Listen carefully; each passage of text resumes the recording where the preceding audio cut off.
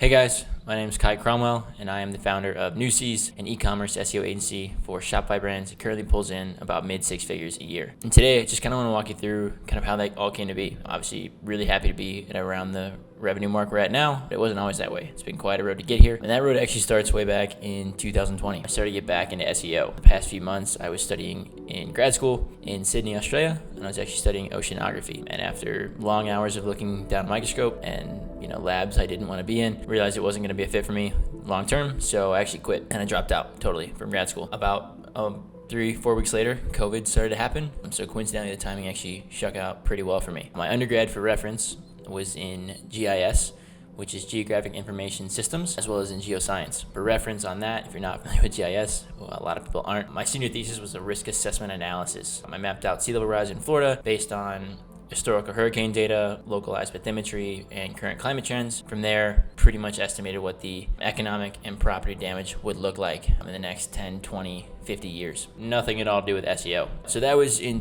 2019. I wrapped up my undergrad, and obviously in 2019, early 2020 is when I started that grad school program. I learned about SEO the summer of 2019 for the first time ever. I was interning for an e-com brand. I think it was in the health and wellness. They were both in the health and wellness space. I actually interned for two. I also built an e-com brand back in college before, but had never done SEO for it. It was all paid ads and just word of mouth, like on college campus. When I dropped out of grad school, I realized I didn't want to do that anymore. So I applied to jobs with my undergrad degree. Wasn't really stoked about that either. I started to learn SEO on the side and started applying for jobs there. After probably like 100 plus applications with the GIS degree and maybe 20 to 30 applications with my embellished SEO resume, I finally had an interview and then eventually a job with a small local marketing agency in Milwaukee, which is where I was based at the time. Got to interview, threw out practically every buzzword I knew, was able to get my way into a job, and then 10 days after I got the job, the SEO manager quit. And this was about middle of February of 2020.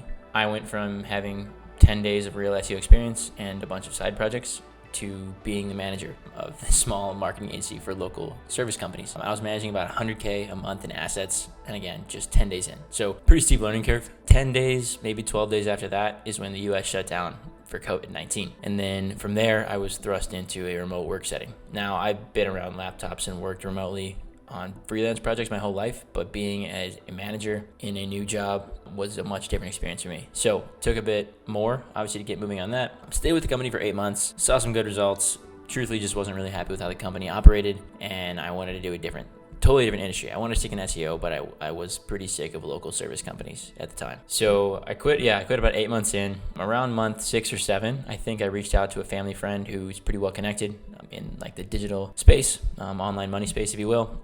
He connected me with one of his good friends. We started freelancing together. I started freelancing on the side before I quit to do it full time. Worked with a lot of cool people, dating coaches, like top dating coaches in the world, fitness influencers from programs that have existed since like the 90s, Fortune 500 CEOs, Fortune 100 CEOs, Fortune 100 Council, some info products, pretty cool stuff, really wide-ranging stuff. He was actually based out of New Zealand. We also did a lot of local stuff there as well. And I tried to stay out of the local service industry, but when I was freelancing, I didn't really have, I just needed to make money. I needed to pay rent, quite literally. So I was kind of at the mercy of whatever work was flowing in. That went on for about a year and a half or 2 years. That was probably September of 2022. So yeah, about 2 years, just shy of 2 years. Around the year mark, I was pretty much making the same amount of money as I was when I was working at the agency. And as a freelance, you don't have like the benefits and such. And I wanted to live a better lifestyle, truthfully. So quite simply, I just wasn't making enough money. I wanted to make more. That meant pursuing bigger freelance projects, maybe stepping out of the SEO space a little bit. I'd kind of kicked around the idea for an agency around that point, but I didn't know anything about it. Over the next few months,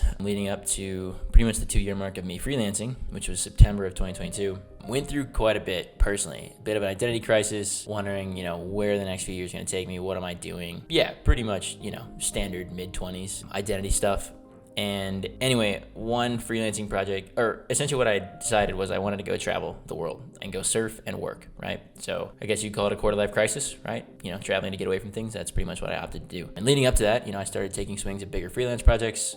The agency was kind of burning a hole in my mind at the time. I hadn't really taken any steps to it, but I had thought about it a lot. But I was just kind of comfortable. I wouldn't even say comfortable freelancing, but I was in a comfort zone and I was pretty scared to step out of it. But traveling was kind of that first step. Anyway, a few days before I was set to leave, I ended up traveling for 9 months, which I'll talk about. I had a freelance project go extremely south. It was the biggest contract I would have ever signed freelancing.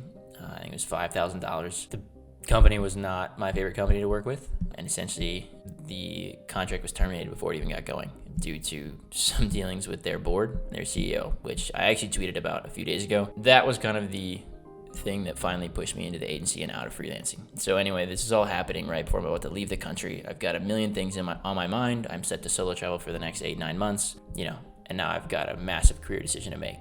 So anyway, I board this flight. I go to Gran Canaria, a Spanish island off the coast of Morocco, and I spent I'd never paid for Wi-Fi on a flight, I don't think, in my life up until this point, simply just because I didn't want to, and I did that day, and I spent the entire 8 hours pretty much mapping out what an agency would look like. I had no idea, right? And I don't even think I have the copy of what I wrote down that day, but I know it looks nothing like it does now. I had all these ideas for lead gen, service delivery, who to hire, when to hire, all that stuff, and all went out the window. And truthfully, that's the case, I think, with most agencies that you'll find. You can have a plan, but it's probably not going to work out that way. So anyway, that was pretty much the day I had started building my personal brand on Twitter, which is really where the bulk of my agency, actually I think every client aside from one, has been signed as a result of the relationships I built and personal brand I built on Twitter, which has been amazing, truthfully. I landed in Spain. I was in Spain for 2 months.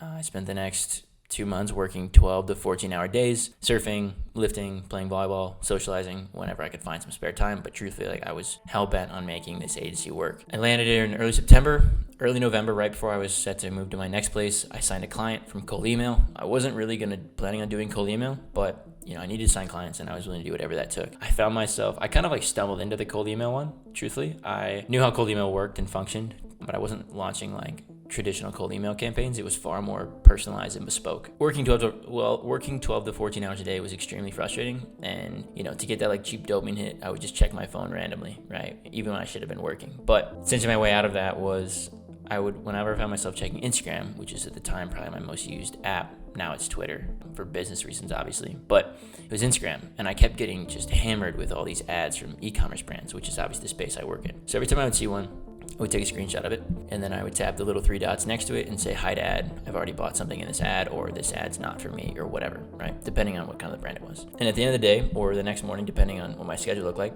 I would go through all those screenshots and then go use a tool like Hunter.io and go find the email address for the founder or the CMO or something, all the screenshots I had taken, and then I would send them literally a custom email with a Loom video based on I would do a quick Loom audit of their site and send them hey, you could be doing this, this, and this. Your competitors are doing this, but I think we could do this, and you could outrank them and all this stuff. I probably sent 20 emails a day for 3-ish weeks until I finally got a bite. A brand I still work with to this day, so that's 16 months ago. He responded to me and he said, "This is the best email I've ever gotten." So that was awesome.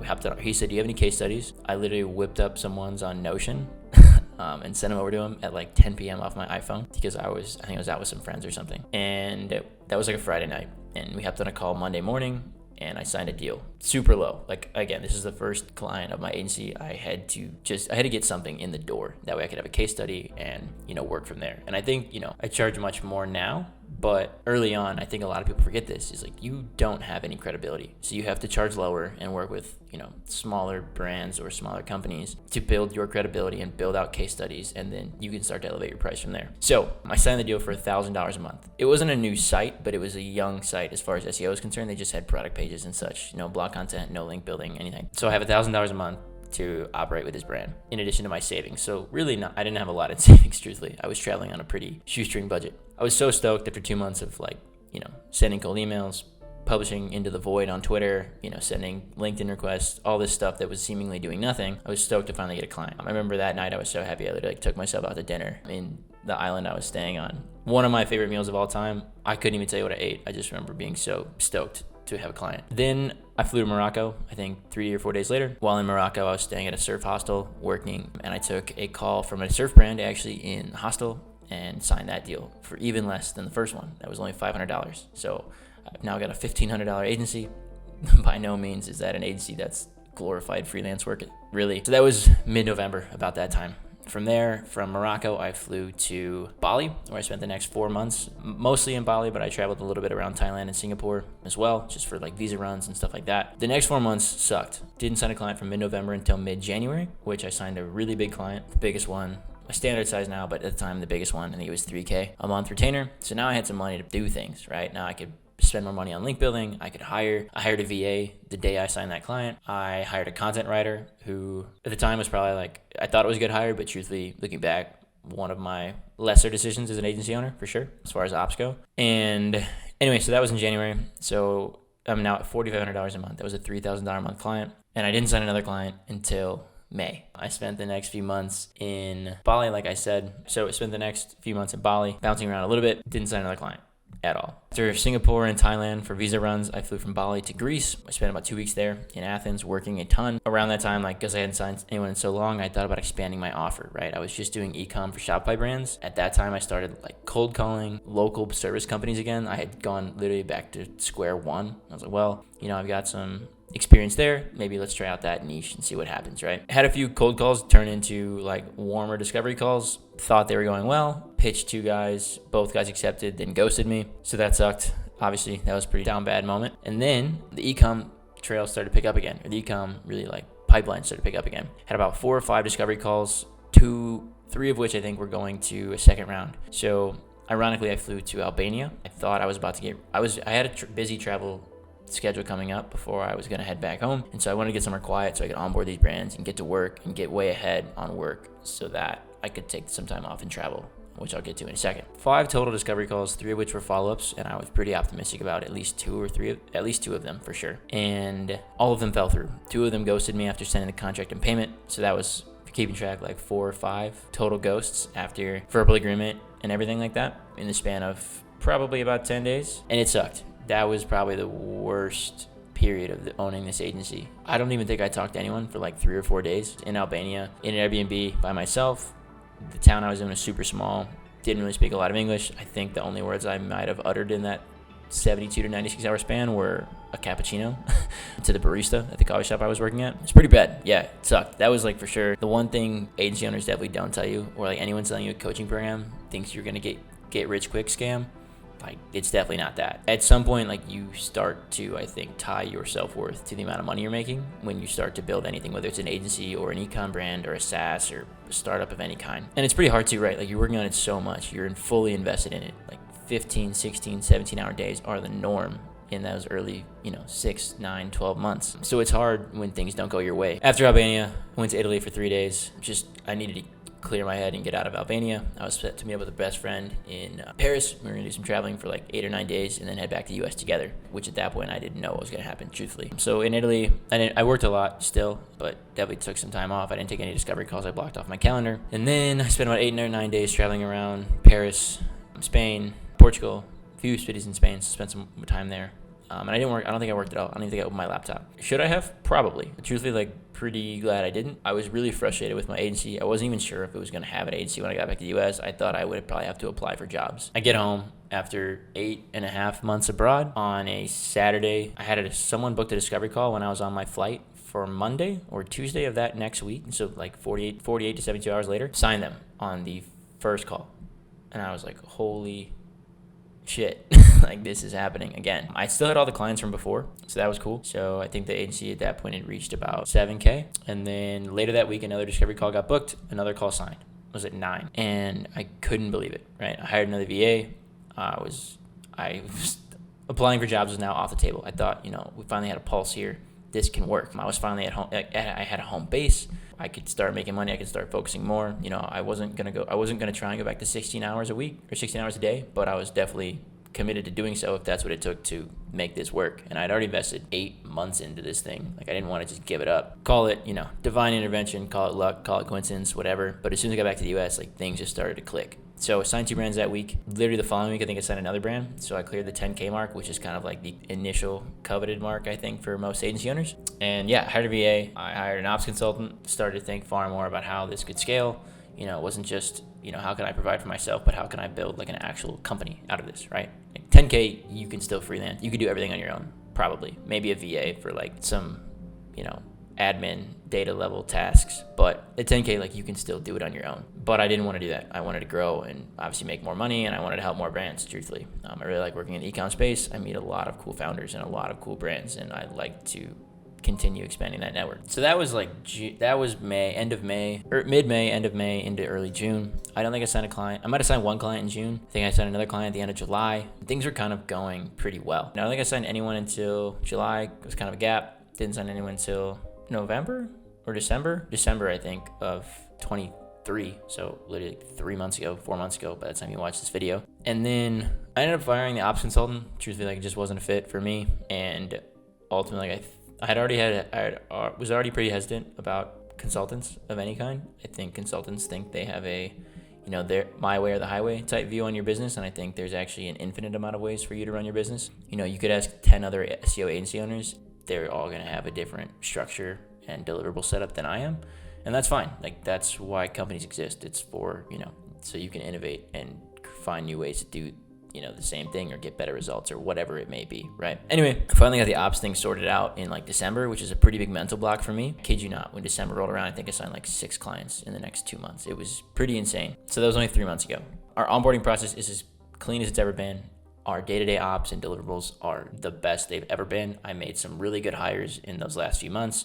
I hired a head of content, has worked for one of the biggest e-com brands in the world, the biggest digital online learning platform in the world. I elevated both my VAs to better positions so we could revamp our link building process. I brought on a dev who currently splits time with probably one of the top 10 fastest growing D2C brands in the world. So he splits time between there and our agency, which is obviously sick. And, all that being said, like the ops are cool. The clients are great. The results are for sure the best part. All of our clients are really happy. Since November of 2022, when I signed my first client, I've only had one client leave, and it was for budgeting reasons. It got a little bit too expensive at the time. So the real focus for this agency has been, a lot of agency guys just want to hit 10K a month and they want to outsource everything. I was not that way. I wanted to build real relationships with brands and get them really good results with bespoke strategies. And I didn't just want to outsource something overseas just for the sake of saving money, right? Like I'm still sacrificing margins in order to hire good talent and get better results. And I'm going to continue to do that until, the agency has reached a point where, I can start paying myself a little bit more. But like if you're hunting, like a 70 to 80% margin all the time as an agency owner, like you will not last very long. Your churn will be insanely high, or you won't have any clients. You eventually will not have any clients, right? You will have to have the best lead generation and sales funnel of all time because you're going to have to sign clients regularly if they churn every 3 months. Like I said, I've only dropped one client in 15 or 16 months now, and it was because of budgeting reasons. I can't speak for all of my clients, but I would say an average lifetime value of well over a year is a pretty good number to base it off. So obviously, SEO is a long-term play. Maybe that's different than, a cold email or a B2B lead gen agency or, even a paid ads agency. But I'm pretty proud of what we built, and I'm not stopping anytime soon. The goal is truthfully to build the best e-commerce SEO agency on earth, and I want to dominate the Shopify ecosystem.